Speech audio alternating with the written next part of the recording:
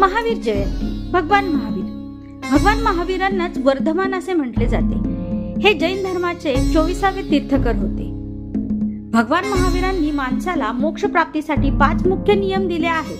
अहिंसा, कोणत्याही जीवाची हिंसा न करणे, सत्य, नेहमी खरे बोलणे, आस्तेय, चोरी न करणे, ब्रह्मचर्य, पवित्र जीवन जगणे, अपरिग्रह, संपत्तीचा साठा न करणे. भगवान महावीर यांनी कर्मसिद्धांतावर भर दिला आणि सांगितले की स्वतःवर विजय मिळवणे हीच खरी विजय आहे.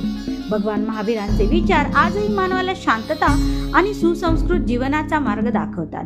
बिहारच्या कुंडलपुरामध्ये जन्मलेल्या वर्धमानाने ऐहिक सुखाचा त्याग करून 12 वर्षे कठोर तपश्चर्या केली आणि वयाच्या 42व्या वर्षी केवली म्हणजेच सर्वोच्च ज्ञान प्राप्त केले.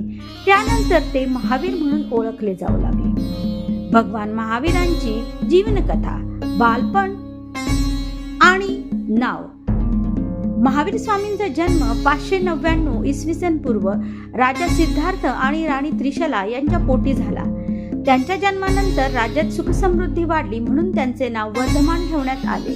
आणि त्यांची बालपणीची एक धाडसी कथा आहे. एकदा वर्धमान आपल्या मित्रांसोबत खेळत असताना एक उन्मत्त हत्ती त्यांच्या दिशेने आला.